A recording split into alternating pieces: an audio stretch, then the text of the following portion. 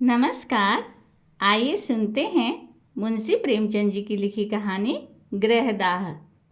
सत्य प्रकाश के जन्मोत्सव में लाला देव प्रकाश ने बहुत रुपए खर्च किए थे। उसका विद्यारंभ संस्कार भी खूब धूमधाम से किया गया। उसके हवा खाने को एक छोटी सी गाड़ी थी। शाम को नौकर उसे टहलाने ले जाता था। एक नौकर उसे पाठशाला पहुंचाने जाता। दिन भर वहीं बैठा रहता और उसे साथ लेकर घर आता। कितना सुशील होनहार बालक था। गोरा मुखड़ा, बड़ी बड़ी आंखें, ऊंचा मस्तक, पतले पतले लाल अधर और भरे हुए पांव। उसे देखकर सहसा मुंह से निकल पड़ता था, भगवान इसे जिला दे, प्रतापी मनुष्य होगा।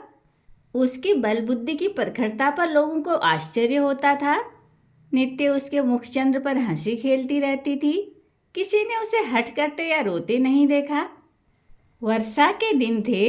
देवप्रकाश पत्नी को लेकर गंगा स्नान करने गए। नदी खूब चढ़ी हुई थी, मानो अनाथ की आंखें हों। उनकी पत्नी निर्मला जल में बैठकर जल क्रीड़ा करने लगी। कभी आगे जाती, कभी पीछे जाती, कभी डुबकी मारती और कभी अंजलियों से छींटे उड़ाती। देवप्रकाश ने कहा, अच्छा अब निकलो, सर्दी हो जाएगी। निर्मला ने कहा, कहो तो मैं छाती तक पानी में चली जाऊं। देवप्रकाश, और जो कहीं पैर फिसल जाए। निर्मला, पैर क्या यूं ही फिसलेगा। यह कहकर वह छाती तक पानी में चली गई। पति ने कहा, अच्छा अच्छा, अब आगे पैर न रखना। किंतु निर्मला के सिर पर मौत खेल रही थी। यह जल कीड़ा नहीं, मृत्यु कीड़ा थी। उसने एक पग और आगे बढ़ाया और फिसल गई। उसके मुंह से एक चीख निकली। दोनों हाथ सहारे के लिए ऊपर उठे और फिर जलमग्न हो गए। एक पल में प्यासी नदी उसे पी गई। देवप्रकाश खड़े तौलिए से देह पोंछ रहे थे, तुरंत पानी में कूदे। साथ का कहार भी कूदा, दो मल्लाह भी कूद पड़े। सब ने डुबकियां मारी, टटोला, पर निर्मला का पता न चला। तब डोंगी मंगवाई गई। मल्लाह ने बार बार गोते मारे, पर लाश हाथ न आई। देवप्रकाश शोक में डूबे हुए घर आए। सत्यप्रकाश किसी उपहार की आशा में दौड़ा। पिता ने गोद में उठा लिया और बड़े यत्न करने पर भी अपनी सिसकी को न रोक सके। सत्यप्रकाश ने पूछा, अम्मा कहाँ है? देवप्रकाश, बेटा, गंगा ने उसे न्योता खाने के लिए रोक लिया। सत्यप्रकाश ने उनके मुख की ओर जिज्ञासा भाव से देखा और आशय समझ अम्मा अम्मा कहकर रोने लगा। मातृहीन बालक संसार का सबसे करुणाजनक प्राणी है। दीन से दीन प्राणियों को भी ईश्वर का आधार होता है, जो उनके हृदय को सहलाता रहता है। मातृहीन बालक इस आधार से वंचित होता है। माता ही उसके जीवन का एकमात्र आधार होती है। माता के बिना वह पंखहीन पक्षी है। सत्यप्रकाश का एकांत से प्रेम हो गया। वह अकेला बैठा रहता। वृक्षों से उसे कुछ कुछ सहानुभूति का अज्ञात अनुभव होता था, जो घर के प्राणियों से उसे न मिलती थी। माता का प्रेम था तो सभी प्रेम करते थे। माता का प्रेम उठ गया तो सभी निष्ठुर हो गए। पिता की आंखों में भी वह प्रेम ज्योति न रही। दरिद्र को कौन भिक्षा देता है। 6 महीने बीत गए। सहसा एक दिन उसे मालूम हुआ, मेरी नई माता आने वाली है। दौड़ता हुआ पिता के पास गया और पूछा, क्या मेरी नई माता आएंगी? पिता ने कहा, हाँ बेटा, वे आकर तुम्हें प्यार करेंगी। सत्यप्रकाश, क्या मेरी ही माँ स्वर्ग से आ जाएंगी? देवप्रकाश, हाँ, वही माता आ जाएगी। सत्यप्रकाश, मुझे उसी तरह प्यार करेंगी। देवप्रकाश इसका क्या उत्तर देते, मगर सत्यप्रकाश उस दिन से प्रसन्न मन रहने लगा। अम्मा आएंगी, मुझे गोद में लेकर प्यार करेंगी। अब मैं उन्हें कभी दिक न करूँगा, कभी जिद न करूँगा। उन्हें अच्छी कहानियाँ सुनाया करूँगा। विवाह के दिन आए। घर में तैयारियाँ होने लगी। सत्यप्रकाश खुशी से फूला न समाता। मेरी नई अम्मा आएंगी। बारात में वह भी गया। नए नए कपड़े मिले। पालकी पर बैठा। नानी ने अंदर बुलाया और उसे गोद में लेकर एक असरफी दी। वहीं उसे नई माता के दर्शन हुए। नानी ने नई माता से कहा, बेटी, कैसा सुंदर बालक है, इसे प्यार करना। सत्यप्रकाश ने नई माता को देखा और मुग्ध हो गया। बच्चे भी रूप के उपासक होते हैं। एक लावण्यमयी मूर्ति आभूषण से लदी सामने खड़ी थी। उसने दोनों हाथों से उसका आंचल पकड़ा और कहा, अम्मा। कितना अरुचिकर शब्द था, कितना लज्जायुक्त, कितना अप्रिय। वह ललना जो देवप्रिया नाम से संबोधित होती थी, यह उत्तरादायित्व, त्याग और क्षमा का संबोधन न सह सकी। अभी वह प्रेम और विलास का सुख स्वप्न देख रही थी।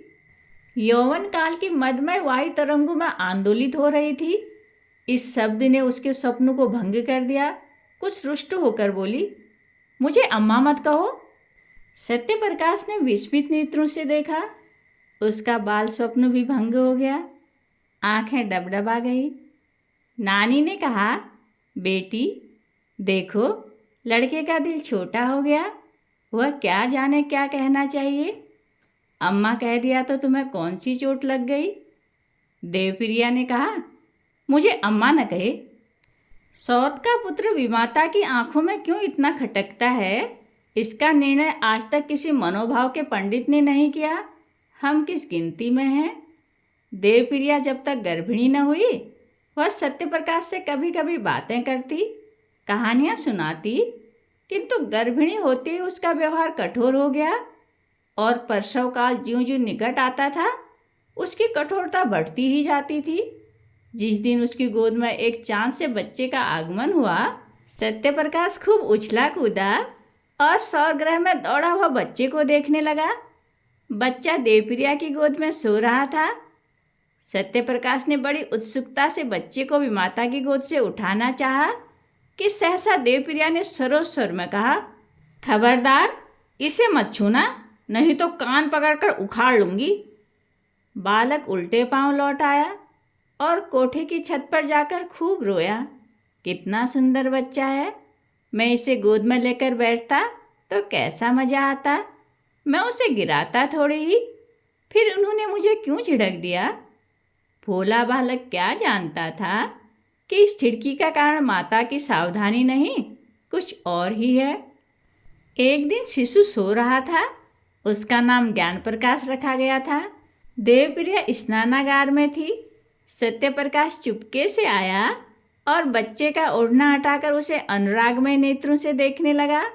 उसका जी कितना चाहा कि उसे गोद में लेकर प्यार करूं, पर डर के मारे उसने उसे उठाया नहीं, केवल उसके कपोलों को चूमने लगा। इतने में देवप्रिया निकल आई। सत्यप्रकाश को बच्चे को चूमता देखकर आग हो गई। दूर ही से डांटा, हट जा वहाँ से। सत्यप्रकाश माता को दीन नेत्रों से देखता हुआ बाहर निकल आया। संध्या समय उसके पिता ने पूछा, तुम लल्ला को क्यों रुलाया करते हो। सत्यप्रकाश, मैं तो उसे कभी नहीं रुलाता, अम्मा खिलाने को नहीं देती। देवप्रकाश, झूठ बोलते हो, आज तुमने बच्चे को चुटकी काटी। सत्यप्रकाश, जी नहीं, मैं तो उसकी मुच्छियाँ ले रहा था। देवप्रकाश, झूठ बोलता है। सत्यप्रकाश, मैं झूठ नहीं बोलता। देवप्रकाश को क्रोध आ गया। लड़के को 2-3 तमाचे लगाए। पहली बार यह ताड़ना मिली और निरपराध। इसने उसके जीवन की कायापलट कर दी। उस दिन से सत्यप्रकाश के स्वभाव में एक विचित्र परिवर्तन दिखाई देने लगा। वह घर में बहुत कम आता। पिता आते तो उनसे मुँह छिपाता फिरता। कोई खाना खाने को बुलाता तो चोरों की भांति दुबका हुआ जाकर खा लेता। न कुछ मांगता, न कुछ बोलता। वह पहले अत्यंत कुशाग्र बुद्धि था। उसकी सफाई, सलीके और फुर्ती पर लोग मुग्ध हो जाते थे। अब वह पढ़ने से जी चुराता, मैले कुचेले कपड़े पहने रहता। घर में कोई प्रेम करने वाला न था। बाजार के लड़कों के साथ गली गली घूमता, कनकव्वे लूटता और गालियां बकना भी सीख गया। उसका शरीर भी दुर्बल हो गया। चेहरे की कांति गायब हो गई। देव प्रकाश को अब आए दिन उसकी शरारतों के उल्हाने मिलने लगे और सत्य प्रकाश नित्य घुड़कियां और तमाचे खाने लगा। यहाँ तक कि अगर वह घर में किसी काम से चला जाता तो सब लोग दूर दूर करके दौड़ाते। ज्ञान प्रकाश को पढ़ाने के लिए मास्टर आता था। देव प्रकाश उसे रोज सैर कराने साथ ले जाते। हंसमुख लड़का था। देवप्रिया उसे सत्य प्रकाश के सांस से भी बचाती रहती थी। दोनों लड़कों में कितना अंतर था। एक साफ सुथरा सुंदर कपड़े पहने शील और विनय का पुतला, सच बोलने वाला, देखने वालों के मुंह से अनायास ही दुआ निकल आती थी। दूसरा मैला, नटखट, चोरों की तरह मुंह छिपाए हुए, मुंहफट, बात बात पर गालियां बकने वाला। एक हरा भरा पौधा था, प्रेम से पल्लवित, स्नेह से सिंचित। दूसरा सूखा हुआ, टेढ़ा, पल्लवहीन नववृक्ष था, जिसकी जड़ों को एक मुद्दत से पानी नहीं नसीब हुआ। एक को देखकर पिता की छाती ठंडी होती थी, दूसरे को देखकर देह में आग लग जाती थी। आश्चर्य यह था कि सत्य प्रकाश को अपने छोटे भाई से लेस मात्र भी ईर्ष्या न थी। अगर उसके हृदय में कोई कोमल भाव शेष रह गया था तो वह अपने भाई के प्रति स्नेह था। उस मरुभूमि में यही एक हरियाली थी। ईर्ष्या साम्य भाव की घोतक है। सत्य प्रकाश अपने भाई को अपने से कहीं ऊंचा, कहीं भाग्यशाली समझता था। इसमें ईर्ष्या का भाव ही लोप हो गया था। घृणा से घृणा उत्पन्न होती है और प्रेम से प्रेम। ज्ञान भी बड़े भाई को चाहता था। कभी कभी उसका पक्ष लेकर अपनी माँ से वाद विवाद करता। भैया की अचकन फट गई है, आप नई अचकन क्यों नहीं बनवा देती? माँ उत्तर देती, उसके लिए वही अचकन अच्छी है। अभी क्या, अभी तो वह नंगा फिरेगा। ज्ञान प्रकाश बहुत चाहता था कि अपने जेब खर्ची से बचाकर कुछ अपने भाई को दे, पर सत्य प्रकाश कभी इसे स्वीकार न करता था। वास्तव में जितनी देर वह छोटे भाई के साथ रहता उतनी देर उसे शांति में आनंद का अनुभव होता। थोड़ी देर के लिए वह सद्भावों के साम्राज्य में विचरने लगता। उसके मुख से कोई भद्दी और अप्रिय बात न निकलती। एक क्षण के लिए उसकी सोई हुई आत्मा जाग उठती। एक बार कई दिन तक सत्य प्रकाश मदरसे न गया। पिता ने पूछा, तुम आजकल पढ़ने क्यों नहीं जाते? क्या सोच रखा है कि मैंने तुम्हारी जिंदगी भर का ठेका ले रखा है? सत्य प्रकाश, मेरे ऊपर जुर्माने और फीस के कई रुपये हो गए हैं। जाता हूँ तो दर्जे से निकाल दिया जाता हूँ। देव प्रकाश, फीस क्यों बाकी है? तुम तो महीने महीने ले लिया करते हो ना? सत्य प्रकाश, आए दिन चंदे लगा करते हैं, फीस के रुपये चंदे में दे दिए। देव प्रकाश, और जुर्माना क्यों हुआ? सत्य प्रकाश, फीस न देने के कारण। देव प्रकाश, तुमने चंदा क्यों दिया? सत्य प्रकाश, ज्ञानू ने चंदा दिया तो मैंने भी दिया। देव प्रकाश, तुम ज्ञानू से जलते हो? सत्य प्रकाश, मैं ज्ञानू से क्यों जलने लगा? यहाँ हम और वह दो हैं, बाहर हम और वह एक समझे जाते हैं। मैं यह नहीं कहना चाहता कि मेरे कुछ नहीं है।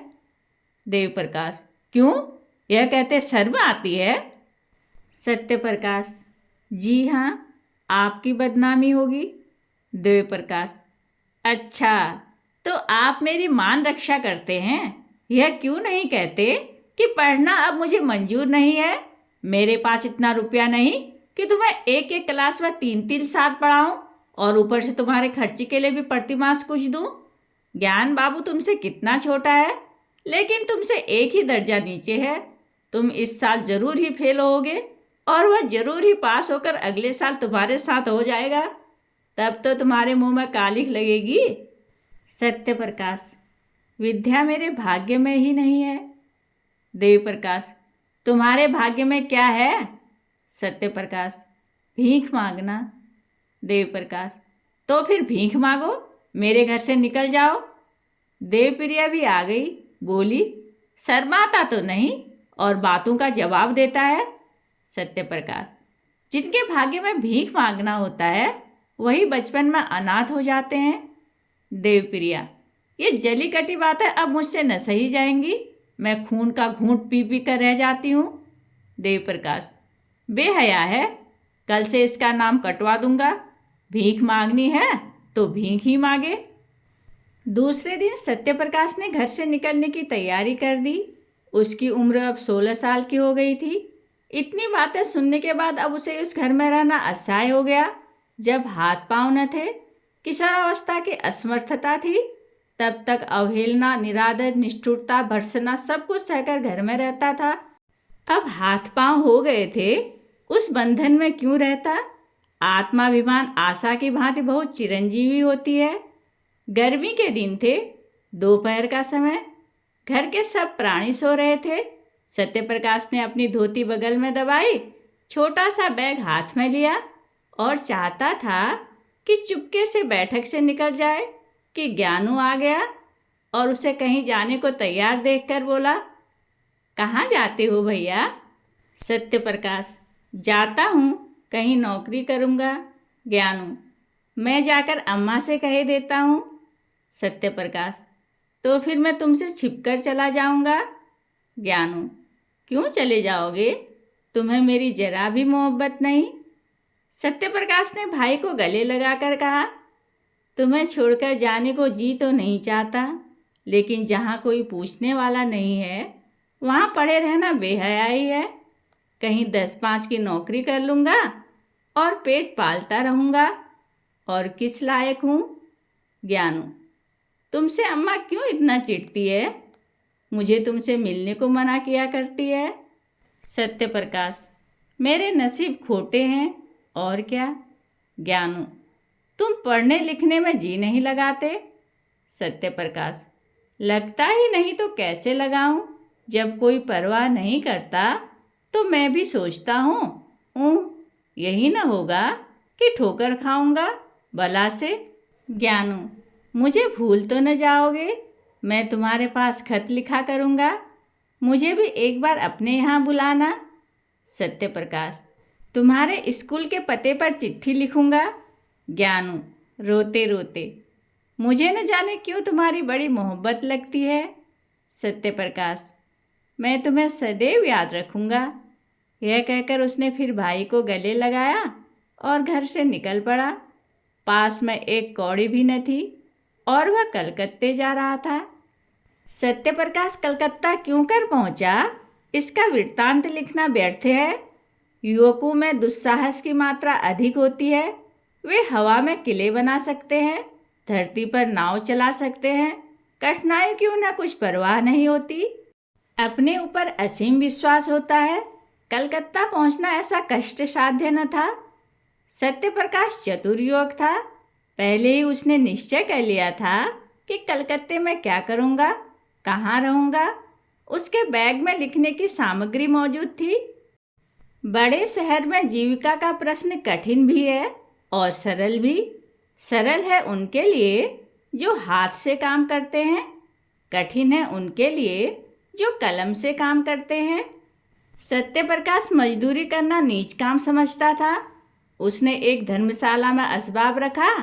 बाद में शहर के मुख्य स्थानों का निरीक्षण करके एक डाकघर के सामने लिखने का सामान लेकर बैठ गया और अनपढ़ मजदूरों की चिट्ठियाँ व मनी ऑर्डर आदि लिखने का व्यवसाय करने लगा।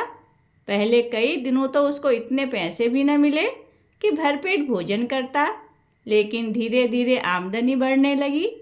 वह मजदूरों से इतने विनय के साथ बातें करता और उनके समाचार इतने विस्तार से लिखता कि बस वे पत्र को सुनकर बहुत प्रसन्न होते। अशिक्षित लोग एक ही बात को 2-2, 3-3 बार लिखाते हैं। उनकी दशा ठीक रोगियों की सी होती है जो वैद्य से अपनी व्यथा और वेदना का वृत्तांत कहते नहीं थकते। सत्यप्रकाश सूत्र को व्याख्या का रूप देकर मजदूरों को मुग्ध कर देता था। एक संतुष्ट होकर जाता तो अपने कई भाइयों को खोज लाता। एक ही महीने में उसे 1 रुपये रोज मिलने लगा। उसने धर्मशाला से निकलकर शहर से बाहर 5 रुपये महीने पर एक छोटी सी कोठरी ले ली।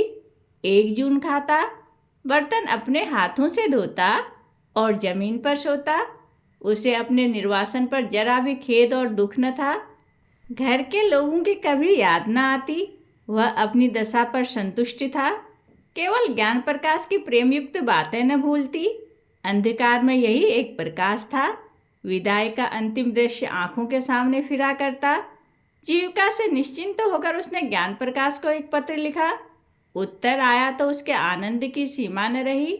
ज्ञानू मुझे याद करके रोता है, मेरे पास आना चाहता है, स्वास्थ्य भी अच्छा नहीं है। प्यासे को पानी से जो तृप्ति होती है वही तृप्ति इस पत्र से सत्य प्रकाश को हुई। मैं अकेला नहीं हूँ, कोई मुझे भी चाहता है, मुझे भी याद करता है। उसी दिन से सत्य प्रकाश को यह चिंता हुई कि ज्ञान के लिए कोई उपहार भेजूं।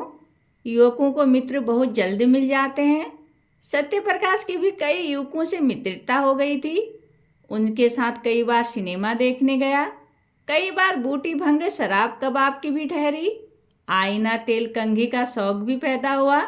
जो कुछ पाता उड़ा देता। बड़े वेग से नैतिक पतन और शारीरिक विनाश की ओर दौड़ा चला जाता था। इस प्रेम पत्र ने उसके पैर पकड़ लिए। उपहार के प्रयास ने इन दुर्व्यसनों को तिरोहित करना शुरू किया। सिनेमा का चस्का छूटा।